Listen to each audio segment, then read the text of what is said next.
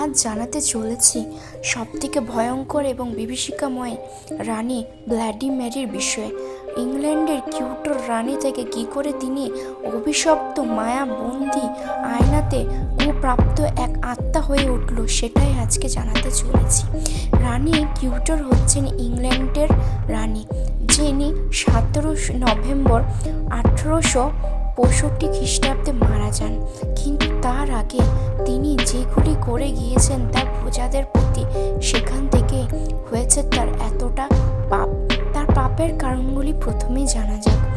রানী কিউটো যখন থেকে শাসন করতে রাজ্য বসেন, তখনই তিনি চেয়েছিলেন যে তার রাজ্যে যেন দুটি আলাদা ভাগে ধর্ম না থাকে, শুধুমাত্র তারা যেন ক্যাথলিক ধর্মের আবেশিত হতে থাকে।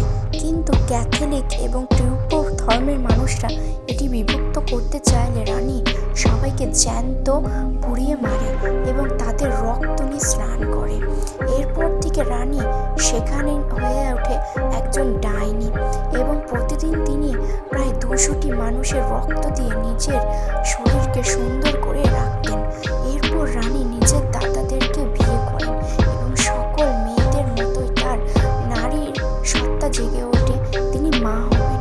কিন্তু প্রতিবারে মা হওয়ার সময় তার বাচ্চা নষ্ট হয়ে যায়।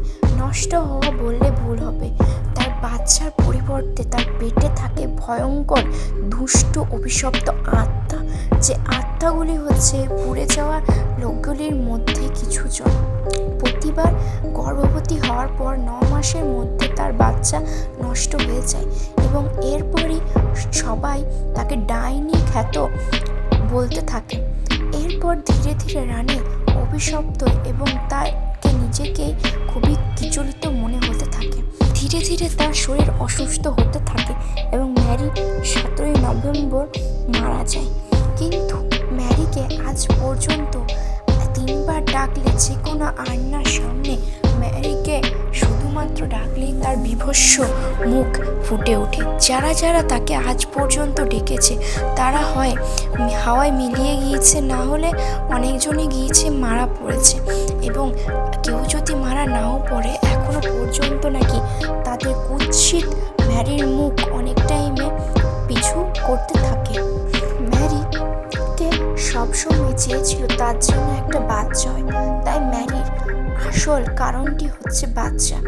তারপর যদি কেউ আয়নার সামনে যেয়ে বলে আই স্টোল ইউর বেবি, তাহলে ম্যারি তাকে সঙ্গে সঙ্গে তার বাচ্চাটি হাতে নিয়ে নেয় এবং তাকে দিতে চায় না, বরঞ্চ তিনি তার এই ক্ষোভের এবং দুঃখের পিছনে সবসময় একটা বাচ্চাকে দিয়ে ভোলাতে চেয়েছিল। ম্যারি এখনও নাকি বাচ্চাদের খুবই ভালোবাসে। যে সমস্ত লোকেরা ম্যারি আছে কিনা প্রমাণ নিতে গিয়েছিল, তাদের বাচ্চারা সেদিনের পর থেকে আর কোনোদিনও অসুস্থ কিন্তু হয়নি। অনেকেই আবার মনে করে ম্যারি আয়নার পিছনে লুকিয়ে রয়েছে দীর্ঘ বছর ধরে। অভিশপ্ত আয়নাতে ম্যারিকে নাকি বেশি পরিমাণে দেখা যায়।